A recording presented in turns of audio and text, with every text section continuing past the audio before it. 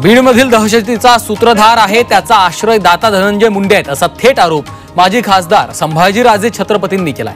तर धनंजय मुंडेंना पालकमंत्रीपद दिल्यास मी बीडचं पालकत्व घेणार असंही संभाजीराजेंनी म्हटलंय। संतोष देशमुखांच्या मारेकऱ्यांना 2 तारखेपर्यंत अटक न केल्यास आंदोलन करणार असं वक्तव्य खासदार बजरंग सोनवणेंनी केलं। तर या प्रकरणामध्ये धनंजय मुंडेंनी राजीनामा देऊन चौकशीला सामोरं जावं असंही त्यांनी म्हटलंय। संतोष देशमुख हत्येप्रकरणी बीड जिल्ह्यात सर्वपक्षीय मोर्चा काढण्यात आला होता। या मोर्चात मराठा आंदोलक मनोज जरांगेंचा देखील सहभाग होता। आरोपींना अटक करावी अशी मागणी जरांगेंनी केली आहे। संतोष देशमुख हत्येप्रकरणी अंजली दमानिया आक्रमक झाल्यात। उद्यापासून बीड जिल्हाधिकारी कार्यालयाच्या समोर त्या आंदोलन करणार आहेत। आरोपींना अटक होत नाही तोपर्यंत आंदोलन सुरूच राहणार असल्याचं दमानिया यांनी म्हटलंय। अंजली दमानिया यांचे आरोप बोगस असल्याची टीका मंत्री संजय शिरसाट यांनी केली आहे। दमानिया यांच्याकडे माहिती असल्यास त्यांनी ती पोलिसांकडे द्यावी, बेछूट आरोप करू नयेत असं वक्तव्य शिरसाटांनी केलंय। बीडमधील संतोष देशमुख हत्याकांड प्रकरणावर मंत्री शंभूराज देसाई यांनी प्रतिक्रिया दिली आहे। आरोपी कितीही मोठा असला तरी त्याच्यावर कारवाई होणारच असं वक्तव्य शंभूराज देसाईंनी केलंय।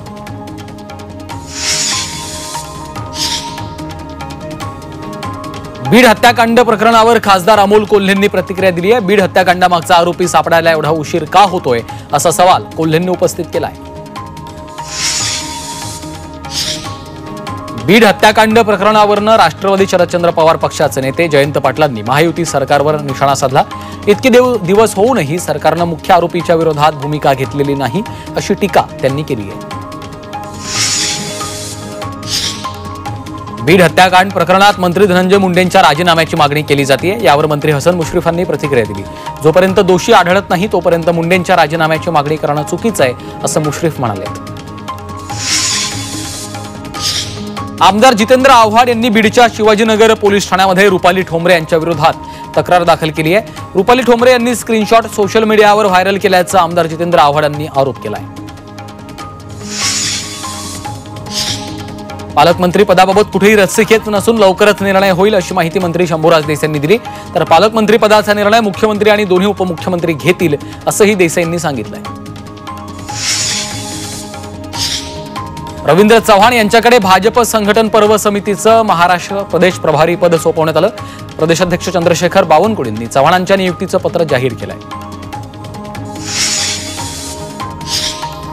आमदार वरुण सरदेसाई यांनी सागर बंगल्यावर जाऊन मुख्यमंत्री देवेंद्र फडणवीस यांची भेट घेतली आहे। वांद्रे शासकीय वसाहतीमधील काही दुकानं तोडून त्यांना दुसरीकडे स्थलांतरित केलं जात आहे त्याविषयी आमदार वरुण सरदेसाई यांनी मुख्यमंत्री फडणवीसांची भेट घेतली। राष्ट्रवादी अजित पवार पक्ष दिल्ली विधानसभा निवडणुकीच्या मैदानात उतरलाय। दिल्ली विधानसभा निवडणुकीसाठी राष्ट्रवादीनं 11 उमेदवारांची पहिली यादी जाहीर केली। यामध्ये 4 मुस्लिम उमेदवारांना उमेदवारी देण्यात आली आहे। दिल्लीमधील आप सरकारची 2100 रुपयांची महिला सन्मान योजना सुरू होण्याआधीच चौकशीच्या फेऱ्यात सापडली आहे। दिल्लीच्या उपराज्यपालांनी या योजनेच्या तपासाचे आदेश दिलेत। तर महिला सन्मान योजना बंद करण्यासाठी भाजप निवडणूक लढवत असल्याचा आरोप केजरीवालांनी केलाय।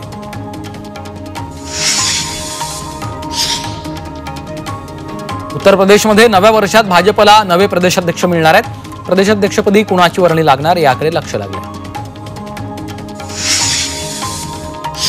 बुद्धिबळाचा चॅम्पियन डी गुकेश यानं सहकुटुंब पंतप्रधान नरेंद्र मोदींची भेट घेतलेली आहे। यावेळी मोदींनी गुकेशला पुढील वाटचालीसाठी शुभेच्छा दिलेल्या आहेत।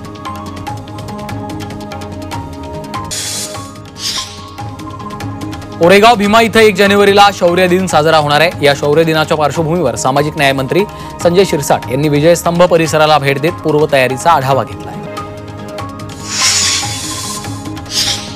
महाराष्ट्र साहित्य परिषदेची सर्वसाधारण सभा पुण्यात पार पडली। या सभेत मोठा गोंधळ झाला। साहित्य परिषदेची सध्याची कार्यकारिणी घटनाबाह्य आहे आणि त्याचप्रमाणे कार्यकारिणीनं बोलावलेली सभा देखील घटनाबाह्य आहे असा आरोप काही सदस्यांनी केला। नाशिक महानगरपालिकेचे नवनियुक्त आयुक्त मनीषा खत्री यांनी रामकुंड परिसराची पाहणी केली आहे। मनपाच्या आयुक्तपदाचा धडाका त्यांनी सुरू केलाय। तर केंद्राने घोषित केलेल्या रामकाल प्रकल्प, नमामि गोदा तसंच स्मार्ट सिटी अंतर्गत हाती घेतलेल्या प्रकल्पांची त्यांनी पाहणी केली आहे। शिवसेना ठाकरे पक्षाच्या सांगली ते तुळजापूर आशीर्वाद यात्रेला सुरुवात झाली आहे। शहरातील छत्रपती शिवाजी महाराजांच्या पुतळ्यापासून रॅलीला सुरुवात झाली। गेल्या 20 वर्षांपासून शिवसेना कार्यकर्ते हरिदास पडळकर यांच्या नेतृत्वाखाली रॅली काढली जाते। कल्याण अत्याचार प्रकरणाच्या खटल्यासाठी विशेष सरकारी वकील म्हणून उज्ज्वल निकम यांची नियुक्ती करण्यात आली आहे। या प्रकरणामध्ये 30 दिवसात आरोपपत्र दाखल करणार असल्याचं फडणवीसांनी म्हटलंय, तर दोषींना 4 महिन्यांच्या आत कठोर शिक्षा मिळेल यासाठीही प्रयत्न करणार असल्याचं मुख्यमंत्र्यांनी सांगितलंय। कल्याणमधील पीडित कुटुंबियांनी मुख्यमंत्री देवेंद्र फडणवीस यांची भेट घेतली आहे। पीडित कुटुंबियांकडून मुख्यमंत्री देवेंद्र फडणवीसांनी माहिती जाणून घेतली। आरोपीला कुठल्याही परिस्थितीमध्ये सोडलं जाणार नाही असं आश्वासन त्यांनी दिलं आहे। जेजुरीमध्ये नगर परिषदेच्या वतीनं रस्त्यावरील अतिक्रमणं काढण्यात आली आहेत। जेजुरी गडाकडे जाणाऱ्या तिन्ही मार्गावर मोठ्या प्रमाणात अतिक्रमणं असल्यानं भाविकांना गडावर जाण्यासाठी मोठी कसरत करावी लागते, त्यामुळे मोठ्या फौज फाट्यात अतिक्रमणं काढण्यात आली आहेत। वाशिममधील मानोरा आणि कारंजा शहरातील जनसंघर्ष अर्बन निधी लिमिटेड बँकेच्या दोन्ही शाखा सील करण्यात आल्यात। मानोरा बँकेत 1 कोटी तर कारंजा शाखेत 96 लाखांचा घोटाळा झाल्याची तक्रार करण्यात आली होती। सध्या तपास सुरू आहे।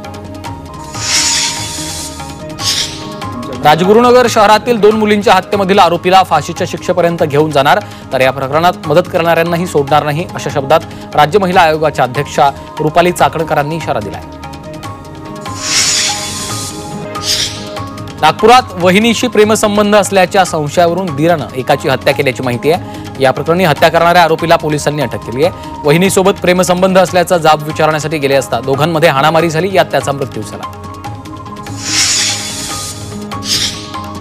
इंदापूर पोलिसांनी विक्रीस बंदी असलेला तब्बल 132 किलोचा गांजा जप्त केला। या गांजाची किंमत 23,22,000 रुपये। या प्रकरणी आरोपींना 2 दिवसांची पोलीस कोठडी सुनावण्यात आली आहे।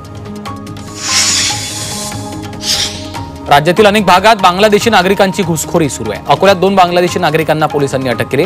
ही बांगलादेशी नागरिक डॉक्टर पंजाबराव देशमुख कृषी विद्यापीठाच्या परिसरात सुरू असलेल्या एका बांधकामावर मजूर म्हणून काम करत होते।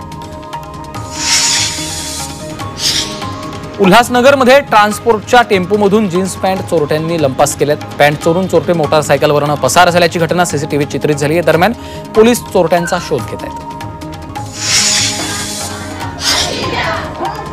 राजगुरुनगर शहरात कडकडीत बंद पाळत मोर्चा काढण्यात आला। 2 चिमुकल्यांवर अत्याचार करून हत्या करण्यात आली होती। या प्रकरणी आरोपीला फाशीची शिक्षा देण्याच्या मागणीसाठी आंदोलन करण्यात आलं। जळगावच्या चोपडा शहरातील गटाराचं काम निकृष्ट दर्जाचं होत असल्याचा आरोप भाजपनं केलाय। संबंधित ठेकेदार आणि अधिकाऱ्यांना कार्यकर्त्यांनी याबाबत जाब विचारला, तसंच निकृष्ट दर्जाचं काम बंद पाडण्याचा इशारा दिलाय। अकोल्यातील डॉक्टर पंजाबराव देशमुख कृषी विद्यापीठ इथं कृषी प्रदर्शन भरवण्यात आलं। यामध्ये पोंगनुरू जातीची गाय सध्या आकर्षणाचं केंद्र बनली आहे। विविध जातीच्या गायी, म्हशी, बैल शेतकऱ्यांच्या माहितीसाठी प्रदर्शनाला ठेवण्यात आहेत। पोंगनुरू जातीच्या या गायीला पाहायला नागरिक मोठी गर्दी करतायत।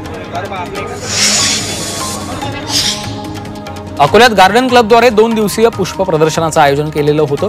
यामध्ये विविध रंगाचे गुलाब, चमेली, जरबेरा फुल हे आकर्षण ठरत आहेत। गुलाबाचे 120 प्रकार यामध्ये ठेवण्यात आलेले आहेत।